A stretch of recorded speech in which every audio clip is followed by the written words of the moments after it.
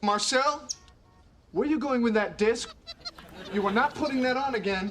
Marcel, okay, if you press that button, you are in very, very big trouble. Attention. Everybody stop what you're doing. It's time for The Unwritten Rule, a Mizzou sports podcast brought to you by the Believe Network, alongside Payton Haverman and Kenny Van Doren. Here is your host, Jack Knowlton.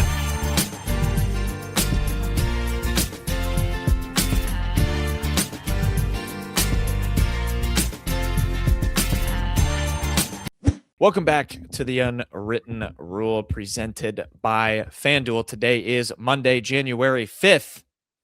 And boy, oh boy, Payton, I've had this quote from you burning in my brain for the past, what do we say, 10 hours, 12 hours since the conclusion of the Missouri men's basketball game against number 2 Florida. That quote was... number 23 Florida, not number 2. Did I say number 2? Sorry, Yeah. Number 22 Florida. That quote was... Well, I remember we were looking at the Ken Pom, and Ken Pom had it as a 5-point loss for Missouri. And you said that would be nothing short of fantastic after they get blown out by 40 against Illinois. Missouri not only didn't lose by 5, they won the game 76-74 over number 22 Florida. This is the biggest win for Missouri since the Alabama game last year. And a major reversal of feeling throughout the 40 minutes compared to what was one of the worst games I think we've seen, certainly under Dennis Gates' tenure, certainly in my tenure of watching Missouri men's basketball. They go out and win this game, start SEC play 1-0. We will not have another 0-18 Southeast Conference season. It's confirmed. We're going to talk about this game, Payton. I have two big questions off the top for you, and I'm going to start with this one, which relates to the Illinois game. What does this say for you? Obviously, there is still a long way to go in this season. There might not even, and the answer might be nothing, and I'll just let you go. But what does this say to you about Dennis Gates and about this sort of culture that he has established at Mizzou to rebound from a loss like that with a win like this? I mean, I know Florida has its flaws. You and Kenny talked about it. There was a world for Mizzou to have success in this game, and I think they exploited it. We're going to talk about that. But what does this say for you in terms of taking that big of an L to a good team to turn around and play another good team? They're the defending national champions. There are guys back from that team. They're ranked. Are every bit probably a tournament team again in 2025. I know they have 5 losses. They're all to good teams and Missouri now. And TCU. I've got some takes on TCU, but that's a different conversation. But what does this say to you about Dennis and about his ability to get a win like this after a loss as bad as last game was? Because to me, I think it says a fair bit, even if it's just in a vacuum, even if this doesn't do something to turn around Mizzou's season, which it certainly could. But what are your thoughts there in terms of in a vacuum, what it means to see a result like this after a result like that on December 22nd? Well, it's interesting because I don't know if anyone even saw this. Dennis Gates posted a video on Instagram after this, like kind of recap. It was like a visual, like behind the scenes look, like after the bragging rights lost, and he like straight up said to them, like he got, like, we saw a side of Dennis Gates that I don't think we're used to seeing. He got on his guys like in the locker room. He was like, why didn't we fight? And he even, I think there was a part of that where he's like, practice is about to get a whole lot more difficult emotionally and physically.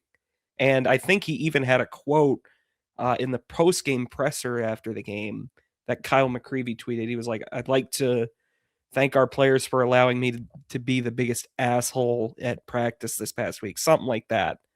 So clearly, I mean, that was like a culture shock for them, that bragging rights game. And that couldn't be like pretty much everybody in the fan base, I think, had checked out.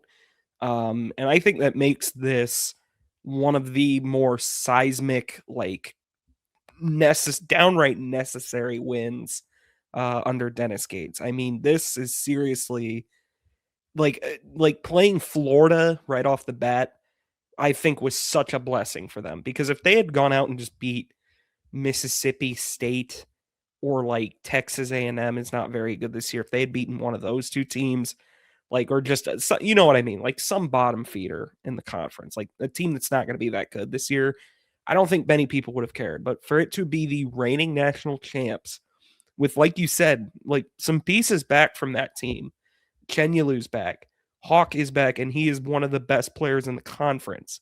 Condon is back, and they made his life hell. Now, granted, their guards are not near what their guards were last year, but still, it's huge. It's like one of the more important wins I think Dennis Gates has gotten in his time at Missouri. It really is. I was completely like resigned to this probably being a terrible year. I think most of the fan base was just ready to move on from Gates altogether. But this changes things. I think it does give the team a lot of like confidence. And I think the big thing really is getting Pierce and Stone back and looking like that. Like that really, I think also underscores like kind of what like a renewed sense of confidence in this team. I mean, Pierce looked pretty damn good. Yeah. I was seriously like every time we talked about it, I just didn't expect to see Pierce this year. And for him to come back and not only play, but be a really crucial part of why they won is huge. I mean, Stone had 9 points. He only finished with 9 points, but he had like the first 8 points of the game for Mizzou. He really sparked them. So it's a huge win. I think it's like one of the bigger ones Dennis Gates has had in his career. I truly think that from just keeping the fan base bought in and not completely apathetic, this was a necessary result. Yeah, I completely agree. That'd be interesting. I should have gone and ranked that for a superlative in terms of where it ranks and with impact wins in his tenure, because he's obviously had some that in different contexts are probably way bigger or against better opponents on paper. I'll ask my other big question at the end, because we can dive into the some of the superlatives I wrote down to drive our conversation, and I'll start with that. The bigger impact for you between Jayden Stone and Trent Pierce, obviously having both of them back clearly sparked this team. It was both of their contributions were much needed. Like you said, Stone had 9 points. I believe he had the first 8 points of the game for Missouri. And then, only scored one more the rest of the way, but 9 points, 6 rebounds, 2 assists. He was +7. And then Pierce off the bench, 10 points, 5 rebounds. He had a steal as well in 19 minutes. He was -6, but who would you give the superlative to if you have to pick one between those two? It felt major to have both of them back. So you're just talking like biggest impact on the game between those two? Yeah, between the two returners from absences, from injured absences.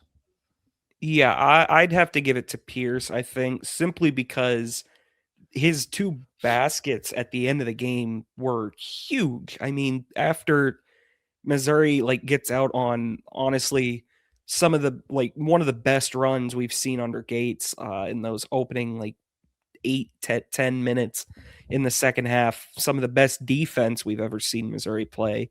56-46, I believe, was what the margin got out to. Florida battled all the way back, took a 65-64 lead. And then you see Pierce hit a left-handed shot, and then he hits that monster 3, and Missouri never trailed again. I have to give it to him. He made 2 really big free throws as well. He only was 50%. Boy, free throws are just you thought last year. I thought people over complained about it. This year it is a legit issue.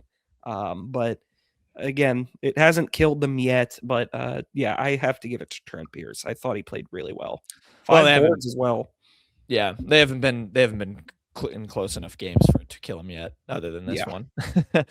I agree. I thought Trent Pierce was awesome. I think we saw this last year, and I think the more encouraging thing from a long-term standpoint is he comes back and plays. I mean, it's not I think what Dennis's official words was, I expect these guys to play some minutes tonight. Jayden Stone played 28, Pierce played 19, and they looked good in those minutes. It wasn't didn't feel like a minutes restriction, and you hope that those two could kind of only go up from there. But I'm with you. I'd probably give it to Pierce. If he can. Interesting. Pierce was a -6. I would not have guessed that. And plus minus can be weird sometimes. But if it's going to be a continued, like he comes off the bench thing too, if they continue to roll with this lineup, you can put him in the starting lineup, maybe for Jacob Cruz, if you want to keep that, his kind of spark plug off the bench. Shout out to him on free throws, by the way, 9 of 10. He was making them. He did his part.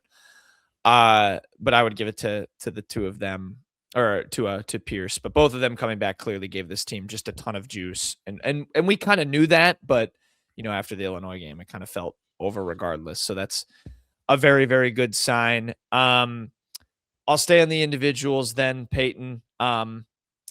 Your game ball for this game. I think we'd Anthony Robinson. Yeah, Anthony seems Robinson. pretty obvious. Anthony Robinson. Yeah. All right. I won't read a list of names. We don't need a list. I'll give a shout out to Jacob Cruz because he did not take many shots, which I think I thought all 3 of his shots, I can remember them, were pretty smart shots. Florida was pretty committed to making sure he would not have much space from beyond the arc, and credit to him, he did not force anything from beyond the arc. He still found a way to impact the game. He had a great screen at the end of the half that set up one of the best plays Dennis Gates has drawn up in his time here, the Trent Burns 3.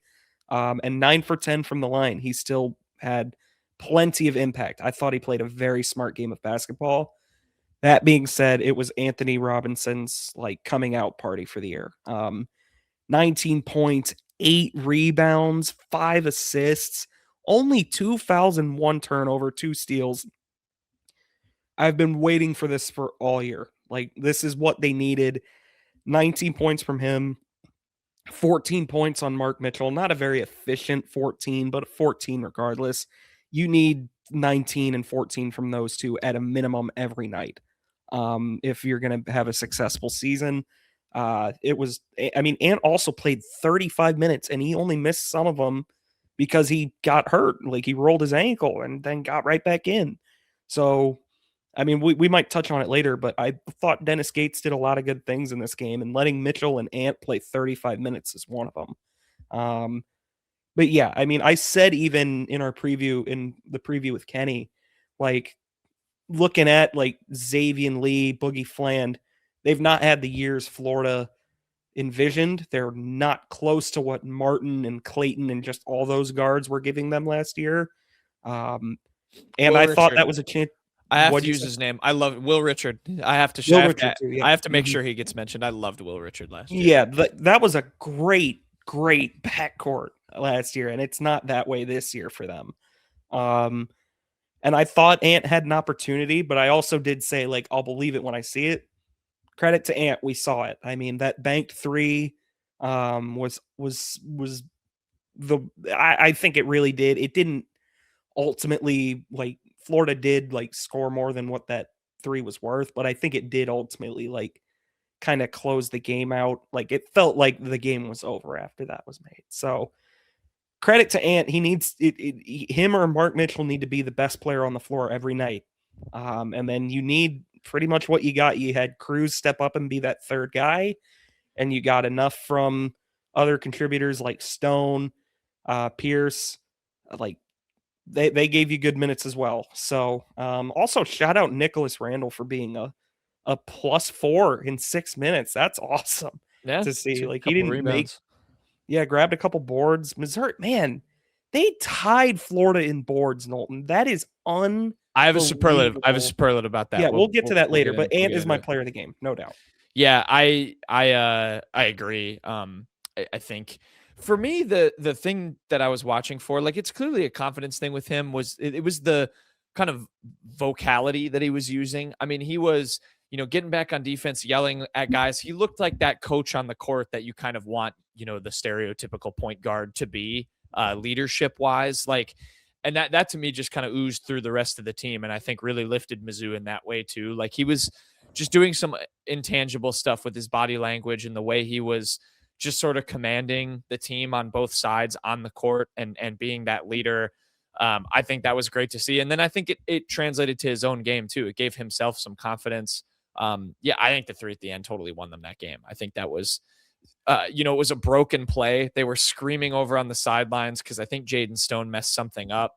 And Ant just took it upon himself to go make a play, and he did it. The no turnovers, the lack of fouls, that's obviously a huge thing with him. And to prevent those, I think his energy sapped through the team and then lifted his game as well. And it's funny you mentioned the communication thing, because that was another big thing. I encourage everyone to go and watch the Dennis Gates reel on Instagram, because that was a big thing he harped on. He was like, we're not talking. Like, everybody needs to talk. He was getting on Trent Burns. You need to talk. Like that was a big thing. Like after the bragging rights game, apparently, like this team was not communicating well. And like you said, Ant was like screaming at people last night, and it worked. I mean, this is like, that was, a big part of it was Dennis Gates, like switching to the zone. Like, I think even Golden said, like, it's took away Florida's aggressiveness, which is like the first time I swear I've ever heard that about Dennis Gates' zone. But I mean, Florida was not a good 3-point shooting team coming in, and that didn't change last night. I mean, that zone, they kind of settled for a lot of deeper threes, and it did not work at all. No, not at all. And I think this is the type of game, I remain hesitant to see Dennis overcommit to the zone, but this was a game where it could clearly work. This is a team you can kind of dare to shoot the ball, because they have not shown you that they can do it at a decent clip, which, again, losing Walter Clayton, Elijah Martin, and Will Richard will do that to you. If you don't replace those guys adequately, which I don't think Florida has. But my kind of team superlative for this game, Payton, team stat superlative. I didn't come up with a very creative name for it. You already touched on it. I wrote down 3. It sounds like you're going with the rebounding. I had the rebounding as 1. They were tied 37-37. Missouri had 11 O boards. Florida had 13. Wow, Missouri, that is so impressive to almost match them there. Missouri scored 9 points off of those O boards. Sounds like you want to give it to the team stat superlative to the rebounding. I have 2 more I can mention. I do want to hear your rebounding in a minute. I have an idea what one might be. They're kind of loose. They're more defensive based. One of them was just the fact that Missouri showed it can defend without the need to turn a team over a million times to win a game. Florida only had 8 turnovers this game, but I thought were really limited otherwise. And again, it goes into the zone thing. I think that worked really well for Missouri. They were at a 1-1-1-3 for points per possession, which is pretty good. Missouri's at a 1-1-6, so just a little bit better. But I thought that defense was really effective in terms of, like, Missouri showed it can defend without having to overcommit and gamble. So it's kind of the 8 turnovers was the stat for that. The other one I had was sort of eliminated by Thomas Houck, and I'll tell you why. It was the kind of limitation of the star bigs, and that was because I think with about 8 minutes left in this game, Houck and Condon had combined for, I believe, 18 points. Then Thomas Houck proceeded to score 14 points in the final 7 minutes and 40 seconds of this game and sort of eliminated that one. But I still thought they did what they had to do against those 2 guys. I think against Chinyelu to an extent. And then the guards were just non-factors, which was kind of to be expected. But those were my 3. I don't know if you had a different one, but I think the rebounding is the outstanding stat from the night team-wise for Mizzou. Yeah, the rebounding has to be. I mean, Florida, we touched on it in the preview, is one of the best rebounding teams in the country, and it's because they're huge. I mean, Houck, Condon, and Chenyelu are all really big mismatches for their position in that regard. And Handlogden, too. I mean, he came in, played 12 minutes. He was actually a +6, the only guy besides Flan that had a plus-minus above 0. Who I believe Mizzou was interested in, if I remember correctly. I think they were. Back when he was coming out of Marshall. Yeah. That's like ancient history, too. Yeah, it's got to be that for me. Almost matching Florida in O boards is insane to me as well. I think Florida coming into this, they were like 2nd in the nation in O boards, O board percentage. So I think they did a great job there. The stat I kind of like thought you'd mention was the fact that they were able to, I mean, Condon never, ever was able to get into a groove. I mean, he got to the line for 10 free throws and made 7 of them, but he was in foul trouble all night. 4 fouls he finished with. He had 3 with about 4 minutes in the first half, and Missouri took advantage and tied the game. Hauk had 4 fouls. Chenyelu had 4 fouls. That was really big for them. They kind of negated. I mean, that at least kind of has you playing more timid by the end because you don't want to foul out. So credit to Missouri for that. They got Chenyelu, Hauk, and Condon, the 3 guys that would have concerned me most coming into this game, into some foul trouble. Yeah, that's a good. That was the kind of where I was trying to go with how they limited, Hauk or Condon and Hauk for a while, and then he kind of took over for them late because he's a great player. Sometimes like good players have to step up and make plays. Yeah, and he finished with the 24 points. But yeah, the rebounding, I mean, that was major. And again, it was there was a path to a win here. Obviously, it was hard to see through the Illinois, I'm not going to say this game didn't surprise me. It absolutely did. I didn't think Mizzou would win this game, but there was a path given what Mizzou could do and how they could match Florida with the size, and it all had to kind of come together, and it did, and it led to a win. My last one, Payton, I was hoping you'd come up with a third nominee for me. But Trent Burns, I think, has officially entered the Maybor-Majak pantheon of random bench contributions in a major game against a ranked team. You go back to that block against Tennessee that Mabor had at the end of that made game. a free throw. Made a free throw as well that set up the win. Trent Burns doesn't make that 3 at the buzzer at halftime. Not only, I think, was that a huge energy boost, Mizzou doesn't win that game without that. This was by far his best game. He hasn't had many of them, but I thought showed a lot in the win.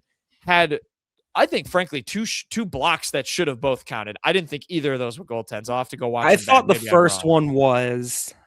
I did. The second one might have been on the way down, but that didn't feel like in the spirit of the rule.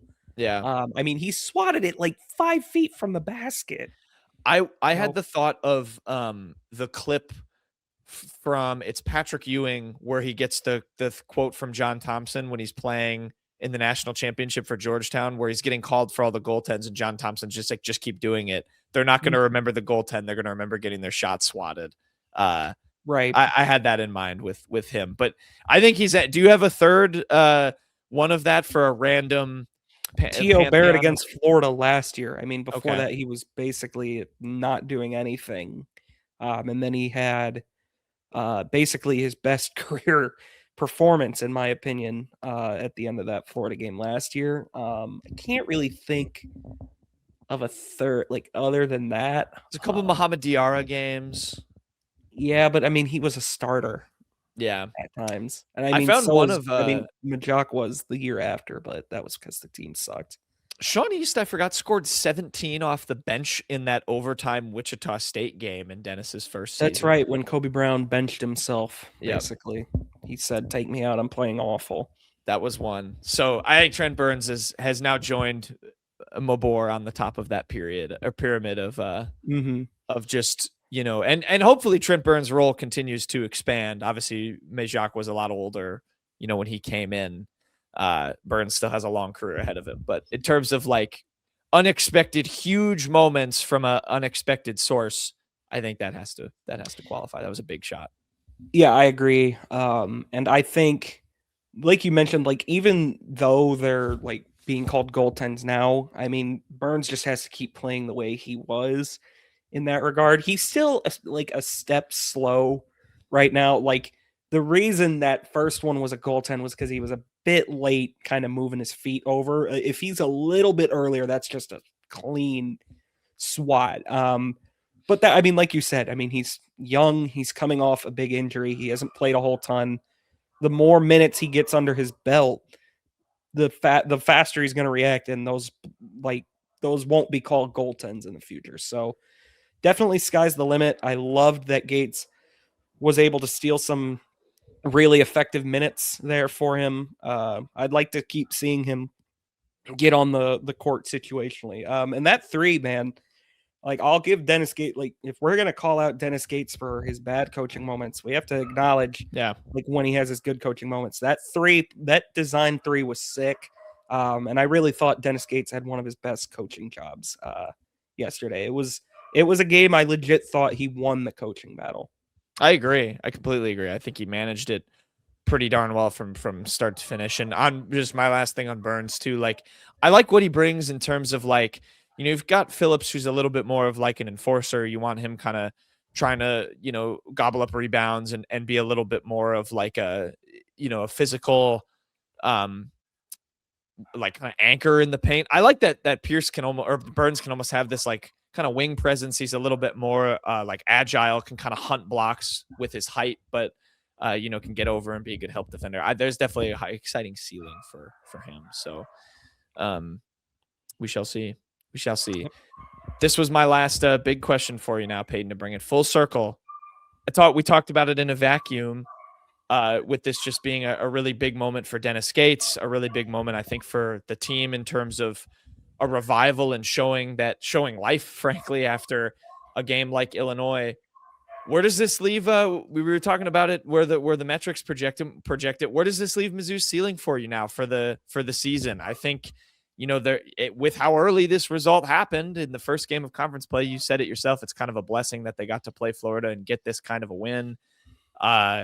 It could change the fortunes around. You never know.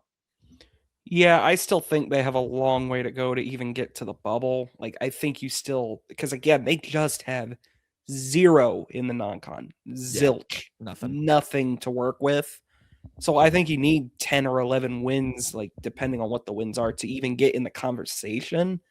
But hey, 1-0, I mean, that's one down. You can go 9-7, and depending on the wins, they're going. That's a right around 500. And if there's a couple good wins in there, maybe you're back in the discussion. But yeah, for now, I think that we're still maybe not in that territory. I mean, if they play like that every night, I mean, the SEC is so mediocre this year, I think, that they can win a lot of games like that. But you're not going to play like that every night. So who really knows? Who knows? We shall see. They have Kentucky next. Ole Miss, Auburn are the following 3 games. Kentucky coming up on Wednesday, so we'll have that recap for you on the Friday show. But an exciting start to conference play. Who would have thunk it? They picked themselves up off the mat after a 40-point loss to Illinois and got a win over Florida, the defending national champions. 2 wins in a row in 2 seasons against Florida. So there you go. And they played well in the SEC, better in the SEC tournament against them than anyone else did. Yeah, like, Dennis Gates has kind of got Todd Golden's number out Golden a little bit. Mm-hmm. Is that where we're going? Florida 9-5 now. All losses to, you know, decent-ish teams in Missouri. But I don't. Yeah, have they even lost at home yet this year? I don't think so. Yeah, no. Neutral. Yeah, away, neutral. So I think Florida will be okay. But yeah, that George Washington game was a scare. My Revolutionaries. They won by 10. I think they were okay. It got close. That's actually right on what the projected spread was. It looks like. Because George Washington is good this year. They're a good team. I'm a believer. We're talking mid-major basketball. Look at that. Top 70 in Ken Palm. Let's go. Mm-hmm. They have an at-large case. No, they don't. They don't have anything. No, they don't. They absolutely do not, but that's all right. Oh, they lost game against Delaware. Oh, my goodness. Big game against SLU. Yeah, Delaware. They had a little yeah, that was a tough one. That was very tough. All right, we will kick it to ourselves. We talked with Kenny about transfers and the transfer portal. So we will do that in just a moment. And now for something completely different.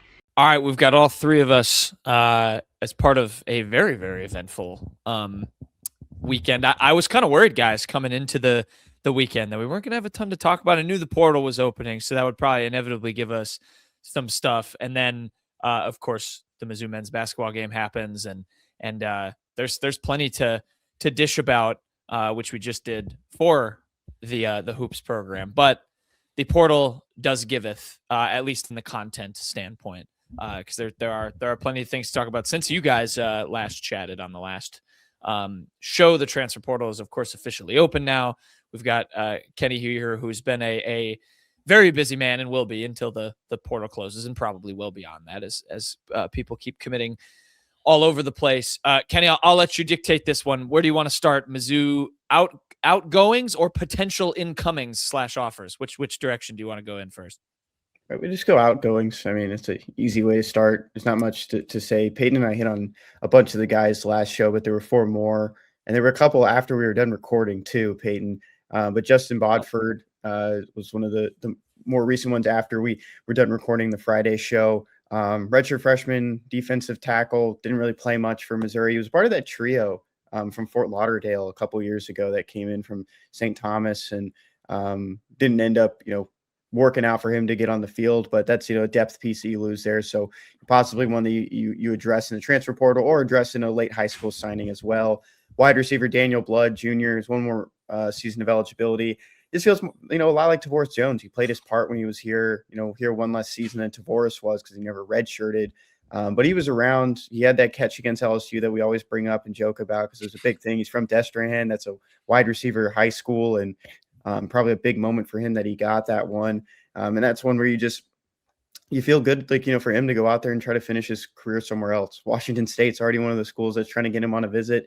I wonder why. Another one that was very surprising, and I'm sure, Payton, you'll have more to say about this one, but Marvin Burks Jr., just kind of out of nowhere. He has one more year of eligibility. He was, not the best, backup safety and as a starter in his freshman and sophomore year, respectively. But last year, he played the most snaps on defense in the 2025 season. He had a great bounce back year. I wouldn't say bounce back, but more of an emergence in that secondary, and was going to be a starter again, most likely for this Missouri team. And then looked like Missouri was going to be in the market for many impact safeties, but that's not the case anymore. Talking about the secondary again, Shamar McNeil is the most recent one, is recording here late morning on Sunday. This was on the 2nd. Cornerback depth never really broke through in the rotation. It's going to be a position of need, not just as starters, but they're going to have to go after some younger guys too. They offered someone in the 2026 class, Jashrundon Neal, who's from North in Kansas City. And it's not just going to be starters that they're going to look at that position. Yeah, Payton, give me your thoughts on Burks, because we went back, we were kind of doing our pre-portal discussions in terms of the most pressing needs for Missouri. It felt like we were kind of taking safety for granted with the guys that were coming back, Burks included in that. Now he goes. Feels like now that might be, an area. It's certainly not the top priority, but it feels like now they might need to pick up a guy there. They're losing a pretty experienced dude on that defense that is now getting slowly depleted all over the place, given the guys who have gone to the draft and out of eligibility on top of these portal guys. Yeah, Burks was honestly, I don't know that Missouri's lost just a guy that's played as much as he has to the portal since Lovett, honestly. Manning left, you could make the argument he was a starter, but Missouri typically doesn't lose starting players like that very often. And right after this, Mizzou tweeted that Trajan Greco had re-signed. I kind of don't think that's a coincidence. But look, I was I'm not the biggest Marvin Burks supporter ever. No doubt about it. He was very much a flawed player, great, heavy, hard hitter.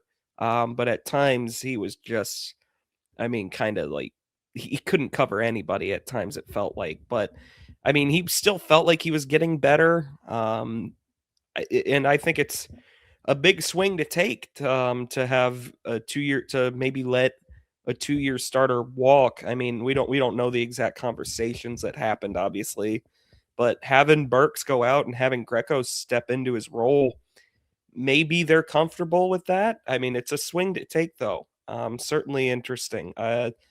None of the other ones surprised me, but Burks caught me pretty off guard.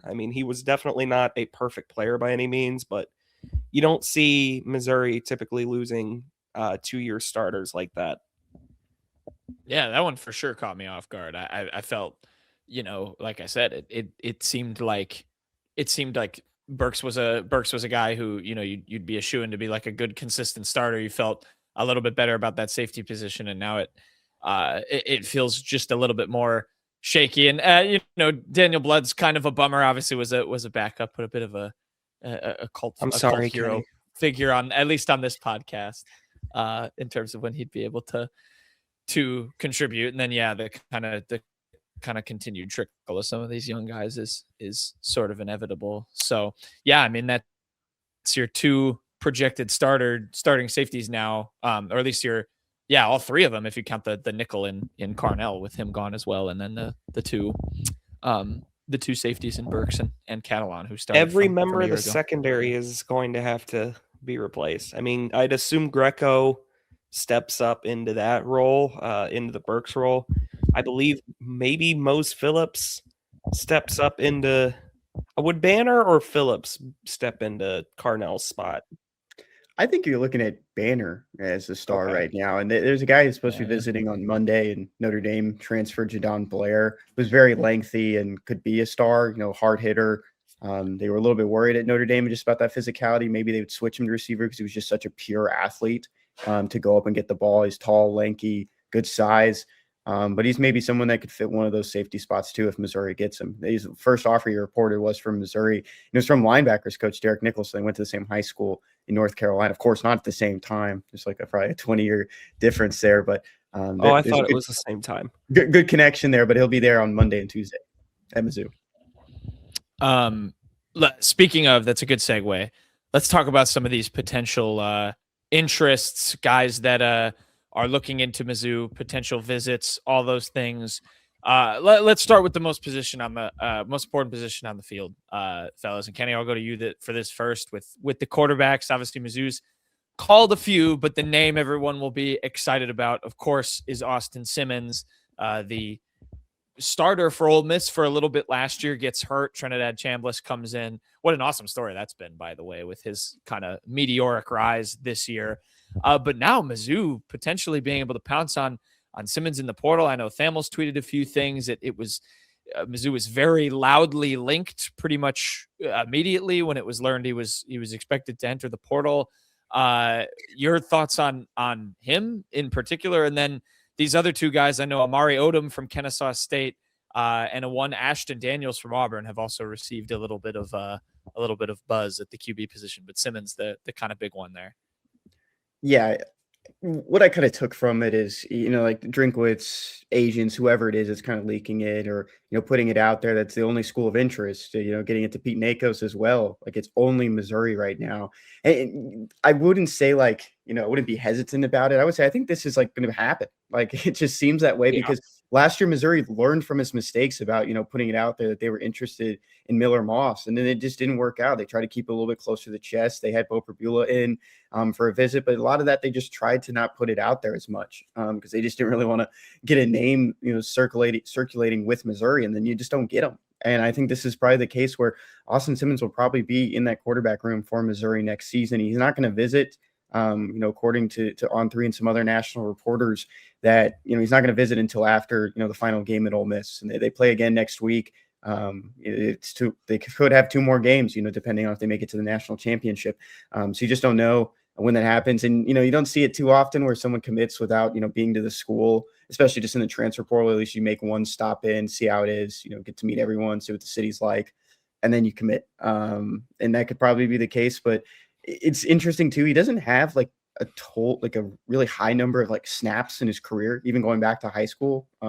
Charles Power at On3 pointed it out. I think he's under 700 in his career, and that includes high school and college. And of course, was playing behind Trinidad this year after he got hurt, and then he played behind a first rounder last year at Ole Miss as well, and Jackson Dart. So I think it's very exciting. I think a lot of people, you haven't seen Drinkwitz go out there and just get his quarterback right away, or this just quarterback room. There's a new offensive coordinator in Chip Lindsey. You see how quarterbacks coach. Sean Gleason is kind of making more of an emergence and more of a name for himself in that staff. And he's been an offensive coordinator before. Everything's kind of coming together for this team. Top it all off, he's left-handed. I think that's one of the coolest things about this is that, right. Let's go. And multiple people have pointed out, and I'll just kind of reiterate what Eli Hoft said as well. It's probably a lot of people have seen this and just he hadn't seen it out there yet. Right tackle is going to be a big point of emphasis too, because that's his blind side now. It's not, it's not going to be Caden Green on the left side who's coming back for his senior year. There's going to be names out there. Andrew Sprague is one I know Payton really wants, and it's Texas and Missouri as the two top teams right now for him, according to Pete Nakos. And I think it's a cool kind of look about it, is that, Drinkwitz finally, after, what is this? It's going to be year 7 at Missouri. He's going to probably lock in the guy that he wants in the transfer portal sooner than later. Yeah, that to me was the takeaway I had, was the vindictive Drinkwitz thing, just going out and getting your guy, not trying to mess around, and obviously still has to be completely finalized, but seems to me like it's pretty progressed. Payton, thoughts on this left-handed? I didn't even know that. He hasn't played in so long. I completely forgot that fact. So that's exciting. Yeah, I really like Simmons for a number of reasons. The first being, like you two just hit on, this is the first time Drink absolutely went out and just got his top target at QB in the portal. I mean, even last year, I'm sure Pribula, they were very happy to get Pribula. Pribula was very sought after by a lot of people. But he was definitely not option 1, I don't think. I think you definitely, it seemed like they very much wanted Miller Moss. Seemed like they wanted Fernando Mendoza pretty heavily. You go way back to 2022 or 2021, whatever year it was. You strike out on Jayden Daniels, JT Daniels, and Jerry Bohannon. I mean, that's how bad it's been recruiting portal QBs for Drink. So for him to be able to go out and have the conviction to just get a guy that as seemingly his top option, because I mean, this broke literally just hours after the portal officially opened. That's big to me. I think that says a lot. Another thing you like about Simmons, you look at the numbers, they're not very good. I mean, it was his first year starting, 4 touchdowns, 5 picks, got hurt in the Kentucky game, and never got his job back. But you have to really, Lane Kiffin was all in on this guy. Ole Miss was all in on this guy being Jackson Dart's successor. They loved Austin Simmons. I mean, everything you look back on. I mean, Chambliss was not supposed to be what he is right now. I mean, he was an April portal edition that was really more of an insurance policy, and boy, did it pay out big time for them. But Simmons did not get benched and lose his job because of poor play. He got hurt, and Chambliss just became undeniable, and he never got his job back. Everyone. I've seen some comps to Bo Pribula, and it's fair to wonder about that because of the lack of experience. But they are very polar opposite of players. Like Simmons has crazy arm talent. He's a throw first guy. He's not Bo Pribula trying to run around. Austin, I'm a big fan of this. I think it's a big upside play. The thing that scares me about it is that Missouri's QB development has really not always been there. I would hope that they're able to kind of shift things around on offense. Hopefully Chip Lindsey had a big say in who we wanted here, because I am high on this if they can unlock the potential. There is so much to work with here. Yeah, it's tough too, right? Because I feel like Sam Horn should have been an example of that, and then the injuries just kind of took over his career. I mean, Brady Cook came a decently long way from where he started as well within Missouri's system. So there's a little bit of evidence there, but you're right, Payton. It is a little bit of bank on upside. Kenny pulled up the tweet from Charles Power, if you're not watching on the YouTube, to 600 pass attempts dating back to high school, including 8th grade. Fewer in-game reps than most true freshman QBs after reclassifying from 2025. Wow, he reclassed 2 classes. Yeah, from he's 2025. 20 years old right now. Wow. And he was an SEC graduate this year. It's crazy to think. 2 more years of eligibility. Smart guy. I'm excited by this. Again, I think the headline here is that, if it doesn't work out, it doesn't change the fact that you guys are right. This is who Drink wanted to go get, and he seems like he's gone out and gotten him, or at least is making an aggressive play to go out and get him. And so we'll see. If and when that becomes officially official, that'll be an exciting addition for the Tigers at a transfer QB. Yes, Ole Peyton. Miss fans also really love him for what that's worth. Like a lot of them, if in case Chambliss doesn't get his waiver to play next year, a lot of them wanted Simmons back to compete for the job. So And if they don't like definitely will. someone, they'll let you know about it too. They'll let them know about it. No kidding. In the form of flipping them off at an airport. Kenny, any other names you'd like to share that maybe that perked your radar? Obviously there's going to be a ton, but any you like that you're like, oh, this is a potential good name to monitor in terms of production or position or what have you. Yeah, a lot of older wide receivers too. Interested in Missouri, kind of setting up visits right now. Caleb Goody from Cincinnati will be at Missouri on Monday. You go down the list a little bit. Chris Culliver, who's from North Carolina, who's on the special teams as well. He picked up an offer from Missouri. Ja'Cory Thomas, an Old Dominion transfer wide receiver, who's going to be entering his final year of eligibility. He had 41 receptions for 719 yards. That's an average of 17.5 yards per catch. At Old Dominion in his final year. He's going to be visiting Missouri as well on Thursday and Friday this upcoming week. Javen Boggs, younger wide receiver, was once a Missouri commit in the 2025 class. He mentioned Missouri to Chad Simmons of On3 and Rivals as a school he's interested in, along with LSU, Ole Miss, and Penn State. So there's some good amount of wide receivers out there right now early on, and some other quarterbacks like you mentioned with Amari Odom. I wonder if some of these guys might be not as interested in Missouri if they only have a couple years of eligibility remaining, even if it's just one, because you're going to be in that backup role and probably competing with Simmons, who a lot of people are probably projecting to be one of the top options, if not the starter for Missouri entering next year. But right now, it seems like there's a good amount of focus on the defensive line as well, and then wide receiver. Yeah, it's a good sign. Are there any corners? I think corner it has to be hit pretty hard. Do we know any corner names? Yeah, pulling up the visit schedule real quick. Looking at this past weekend's Jaleel Florence from Oregon was listed for a visit at Missouri on Saturday. But among some of the other cornerbacks, it seems like there's just a couple interests out there. But another visitor is Elijah Dotson, Michigan transfer, set for Tuesday with Missouri. So those are the two early names with the Tigers. There you go. You set Payton on a research course. He can delve. I feel like I've heard of Elijah Dotson. I don't know why. We went to Michigan. I definitely don't know who this is. Interesting. Well, they got to hit it hard. So yeah, definitely. Quarterback is where it starts, but it certainly is not where it stops for Missouri. I'm sorry if I missed it. Are any O linemen like on Mizzou's radar besides Sprague? Yeah, there's a couple. Let me get back to my visit list real quick. Emmanuel Poku, who's 6'6", 326 pounds, coming over from ECU. Maybe he could be in that right tackle conversation if they're able to reel him in. He played offensive tackle. He was an offensive tackle at ECU, so that's why. And I thought he was more of an interior guy.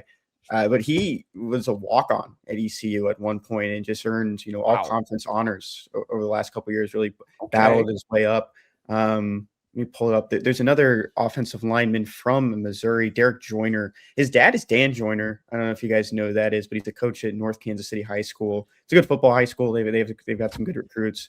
The Hornets, go Panthers, Park Hill South. Is that your arch rival? North Kansas City is one of Park Hill South's rivals. Yeah. Okay. Well, Derek went to Grandview, Southern KC, so he didn't go to Bulldogs. But he was offered by Evan Boehm. If you guys remember Evan Boehm, of course, former Missouri offensive lineman. He's on staff right now with the Tigers as the director of player personnel and recruiting relations or assistant director of player personnel, excuse me. And he's from KC, so I think that was the right guy to offer him. Probably has some connections there, some good overlap. And Derek Joyner has 3 more years of eligibility coming over from Houston, wherever he goes, and interior offensive line option too. You can bring him back to the state of Missouri possibly, and hope that he can take over at center sooner than later. There you go. There's some names to watch. It seems like it's a good start to life in the portal, at least from an interest standpoint. But and a long way to go, for some. They will, take their time. I have to remind myself all the a whole 2 weeks, Kenny. Things could still happen after those 2 weeks. So that's what I was just about to say. Arbitrary. I have to remind myself of that all the time. It lasts longer than that in terms of actual commitments, but we'll get the pool of players established over the next 2 weeks. But Austin Simmons, kind of the headliner there for Missouri. There you go. There's your portal rundown. Like I said, eventful pod for your Monday to start your happy new year, everybody. I know you heard it from Kenny and Payton, but I was not a participant in that show. We might have said it, which is why it was so much better. Kenny said it. I think all we said was this was the final episode of 2025. No, it was the first of 2026. There we go. Yeah, it was January 2nd. It was Friday. So there you go. Happy New Year. Happy transfer portal. Happy hoops. Happy quick hits, which we'll go to right after this.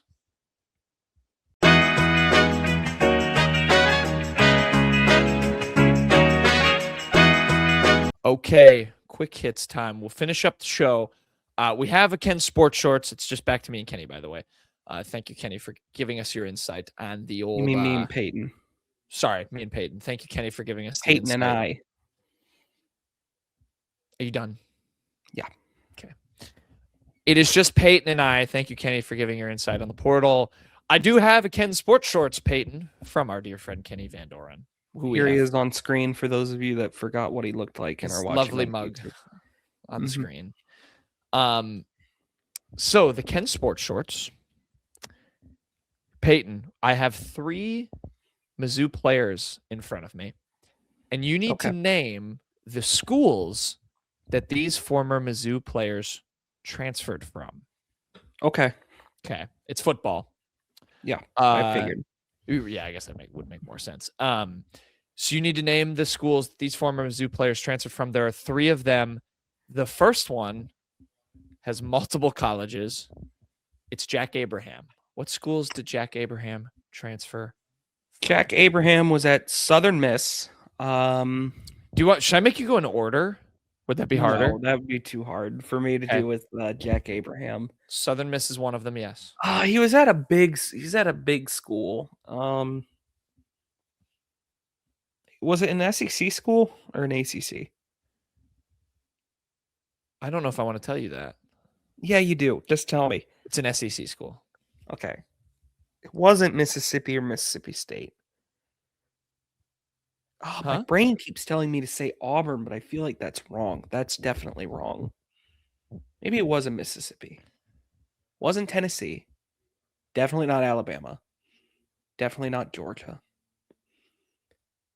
It was definitely a lower tier. Like, it wasn't LSU. Wasn't Kentucky. I'd remember that. Wasn't A&M. Maybe it was Auburn, but I feel like that's wrong. Maybe it was in Mississippi. Wasn't Florida. Ole Miss. Mississippi State. There you go. Mississippi State. You have 2. There are 2 more colleges. Was one of them a JUCO? One of them was a JUCO. All right, I'm not guessing that one. All right. What is the JUCO?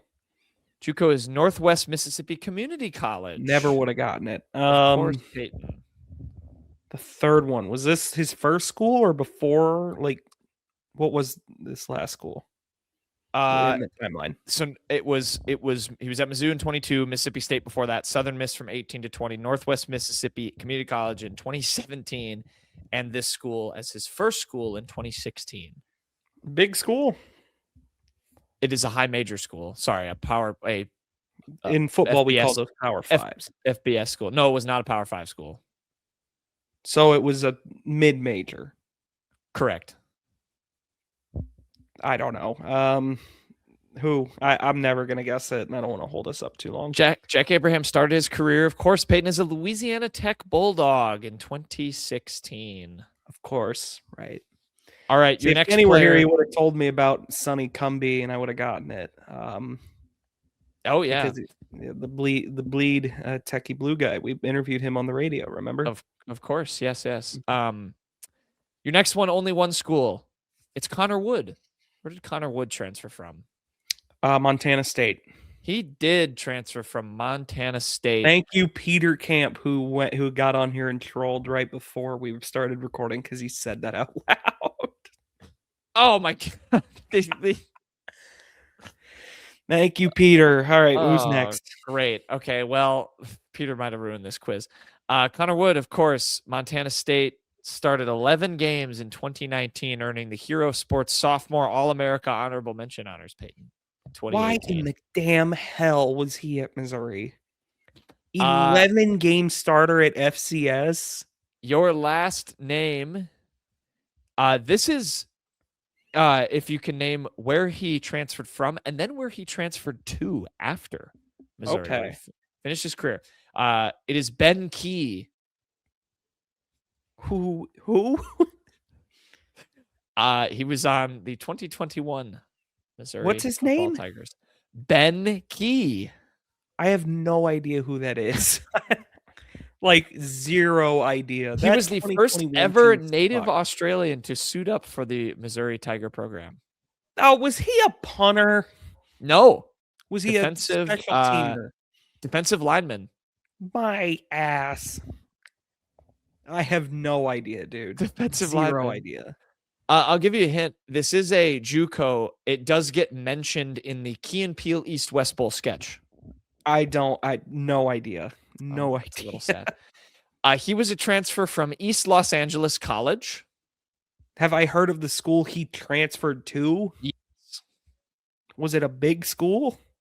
I mean, it is a big school. It is not a Power 5 school. Is it a FBS school? Yes. Sunbelt. No. American. No. CUSA. No. Mountain West. Yes. Colorado State. No. Wyoming. By the way, Ben Key redshirted in 2021, but 2020 appeared in 2 games. And then he transferred Okay. after 2021. That's incredible. But did he go to Wyoming? He also had offers from Mississippi State, Utah, Oregon, Arizona, and Oregon State. I don't before know picking who Missouri. Ben Key is. Did he And go, UCLA and Syracuse, did according he to go? this. Did he go to Wyoming? No. Did he go to Fresno? Nope. San Jose State? No. Nevada? Nope. UNLV? There you go. Great. UNLV Awesome. out of the portal. I don't have any stats in front of me. Oh, I do. Nope. Yes, I do. 2021, he played in 1 game, 2 tackles for UNLV.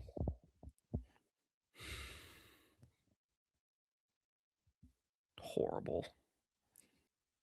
Thank you for that quiz, Kenny. That was a good one, Peyton. You did all right.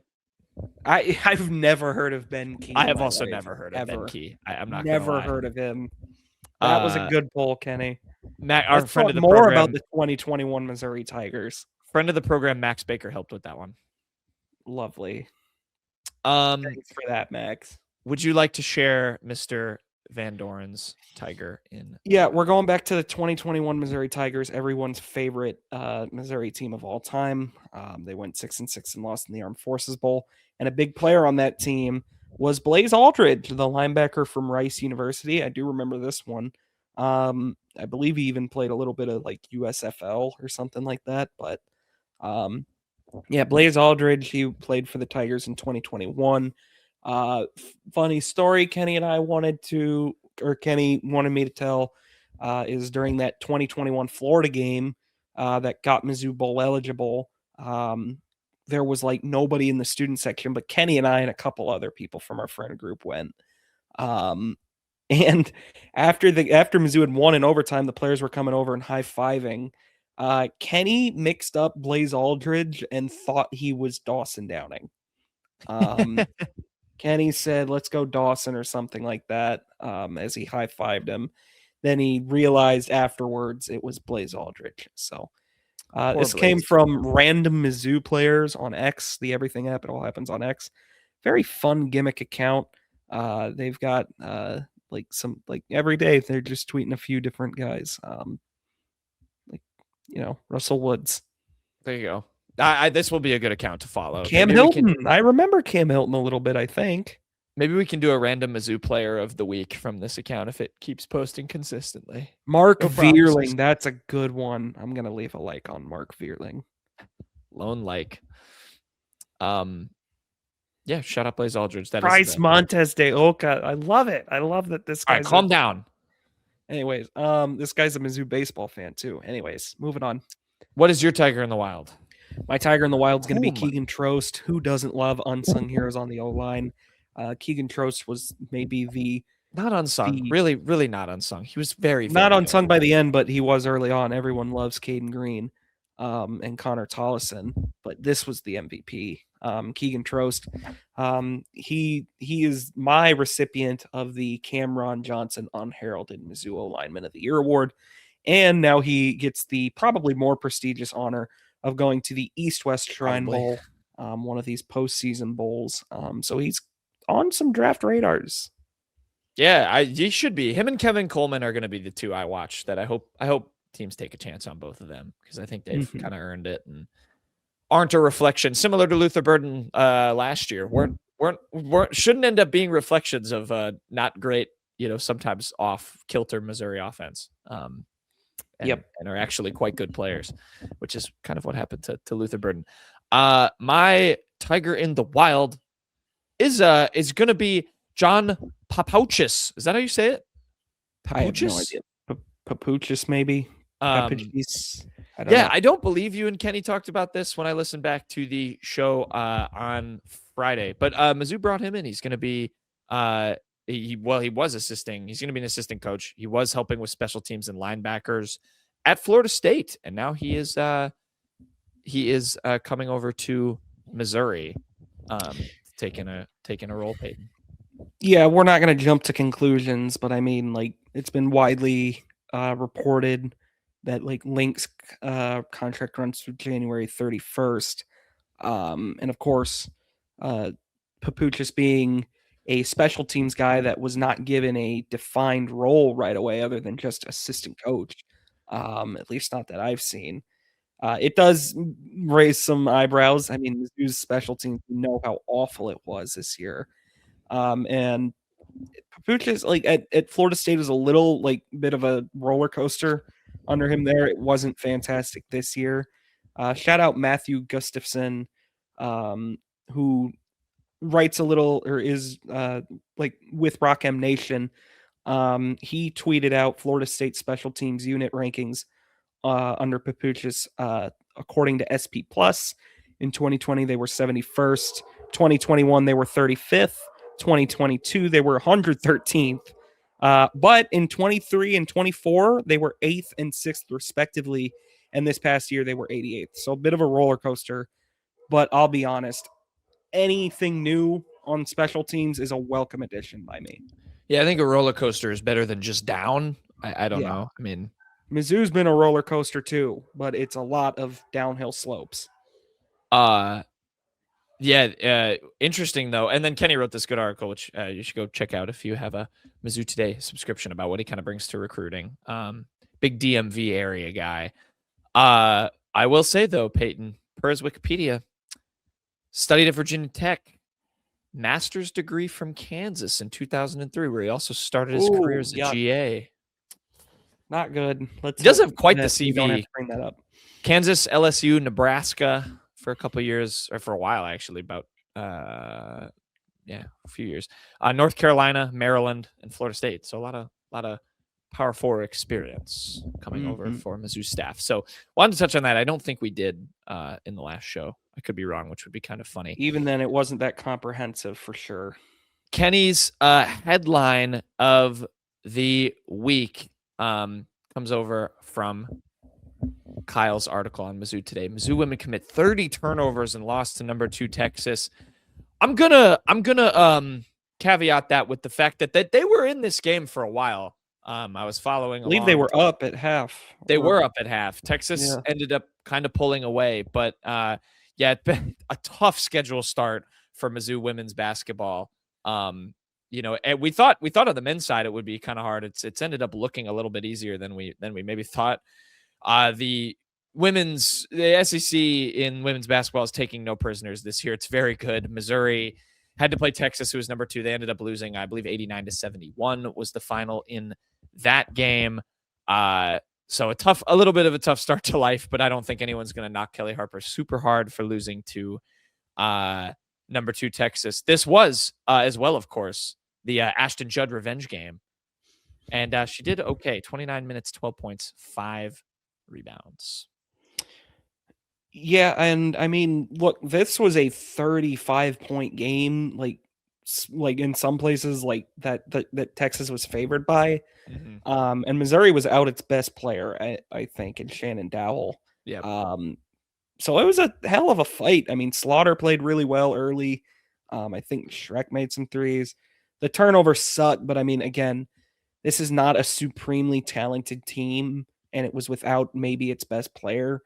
They still gave Texas like a pretty good test early on. So it's a scrappy bunch. They're also playing number 11 Kentucky as we record this. And I think they're down like 14 or whatever, 12 at this very moment in time.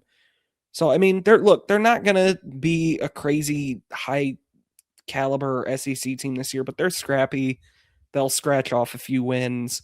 Again, I think like that, like if you're looking for signs of progress, I think you're seeing it for the most part under Kelly Harper. Their lowest moment has come in an exhibition game. That is true. Maryville, never forget. It is. They are. Well, I'll give an update at the end of the show. It just ended the third quarter. They're down 54-40 to number 11 Kentucky, and then they turn around. That's on the road, and then they have to go on the road again to number 12 Vanderbilt. So, just a rough start out of the gate in terms of who they have to play. 3 unranked games to follow. Home against Alabama, but Alabama's 14-1. Then they play Arkansas, who's 11-5, and then Florida, which is also 12-4. So hopefully can, like you said, scratch off a couple of wins in that little stretch. But Vanderbilt too, shout out, they're coming. Them and Iowa State are coming for the men's and women's basketball combo title of best overall program. They've got good teams in both those schools. So lost to Texas to start out SEC play, but maybe they can sneak an upset, or at the very least in that next stretch of unranked games, get a couple of wins or two. But I agree with you, Payton. Progress. It's looking good. Your headline of the week this week, sir. My headline's going to be Auburn basketball can't finish OT upset of Georgia. This comes from a friend of the program, Adam Cole at the Montgomery Advisor. What a crazy game this advertiser. Was. Advertiser. Goodness gracious. Apologies. Montgomery Advertiser. Auburn, who would have thought, was bidding for an upset of Georgia, not in football, but basketball, because Georgia's number 23 in the country, or 24. This game was pretty much over. I mean, Georgia was up, 4 in the final second? With 1 second left. But I mean, Georgia fouled Kevin Overton. Or no, who did they foul? Because Kevin Overton. It was Keyshawn Hall who got fouled. So Hall got fouled. He made his first 2. He missed the third one, obviously. And Overton made a miraculous jumper to force OT, but it wasn't to be. 104-100 in overtime. Georgia won. Pretty wild first day in the SEC. Fun opening weekend. My favorite time of year is conference play in basketball. So, this was an outstanding game. It was funny. I went to the grocery store and I turned on the end of the game in my car thinking like, all right, let's just see how Georgia sees out this win. And then Auburn tied it. And I was just walking around with my shopping cart with overtime on, like stopping in the aisles, just watching the overtime. Wild. Georgia, one of the definitely surprise packages of the country. This was a game they kind of needed to have. They were, there's always that team that, goes 13-0 or whatever in the regular season. And you're like, they didn't play anybody, which was kind of Georgia this year. And they needed sort of a statement win and they got it. So credit to them. They're going to be kind of a team to watch this year in the SEC, the Dogs. And Auburn. Yeah. Turns out when you get rid of the Hall of Fame coach, I'm not out on Stephen Pearl, but losing Bruce has been tough on them, I think. It's kind of Tahad Pettiford and then just Hall. Everyone else on that team right now. Yeah, I don't really trust. Like Hall, I guess, is good too, but I don't trust many on that team right now. I'm going to ESPN for my headline of the week. We're recording this on Sunday, so we don't have all the Week 18 NFL results yet, but we do have one big one. My headline: Seahawks silence 49ers in Week 18, win NFC's number 1 seed. Yes, Payton, the NFC playoffs almost set. The game, we didn't have them completely set because the Panthers lost to the Buccaneers. So you're going to have the Falcons-Saints game deciding the NFC South fate. But you do have your 1 seed. It is the Seattle Seahawks. And I'll make no secret, I've put on the helmet on the show before. Mm-hmm. I'm a Seahawks fan. I was very excited. I was watching this and the Mizzou game. I had double screens and was bouncing all over the place last night. Nice to get 2 wins there. But I am very excited about the Seahawks. It was actually kind of an ugly game objectively, but I did not care. They beat the 49ers. Got the 1 seed, Payton. Kind of unexpected. Yeah, I mean, credit to the Seahawks. I mean, he didn't have to do much, but I mean, Darnold's gotten 2 of the biggest wins of his career in the last few weeks. Didn't throw a pick. Yeah, I remain skeptical once we get to playoff time, but hey, they get to stay at home the entire way. I remain somewhat skeptical myself, to be quite frank. That defense is legit, so they'll be in every game. It's very legit. They also have the Catholic Church on their side. Have you heard of the Pope thing with them? No, I haven't. So in 2005, there was a new Pope crowned. The Seahawks won 13 games, went to the Super Bowl. Oh, I have seen this. 2013, They won the Super Bowl. New Pope was crowned this year. New Pope crowned. Super Bowl Number 1 seed. That's the correlation. So we'll see if it comes true. But yeah, I was very excited. So I shamelessly made it my headline this week, Payton. As you should be. And my team's going for the 2 seed today. Yeah. So you and I have been up all year for football. It's been good. It's been good for us. Just waiting for the other shoe to drop. Yeah. Anyways, this one comes from our favorite TV series, the Today Show. Jack. Yes. What do you get when you cross an elephant and a fish? I feel like I've heard this before. I mean, Ella fish, that's definitely not right, but what do you get when you cross an elephant and a fish? I hope Kenny's listening to this back and screaming at his phone or whatever. Elephant and a fish. Get one more guess, and then you're with done. like a trunk skill. I don't know. Yes, you're on the right track with trunks. Something with the trunk. Yes. What do you get when you cross an elephant and a fish? Swimming trunks. Swimming trunks. That's good. Yeah. Shout out Sarah Lemire for the joke. Thank you, Sarah. All right, we're signing off. It is 61-40. Kentucky has gone up 21. I think it's going to be a win for the Rough. Yeah, unfortunately. Better times ahead for Mizzou women's basketball, and it looks like now for Mizzou men's basketball. Who would have thunk it? Who would have thunk it? Some hope, maybe.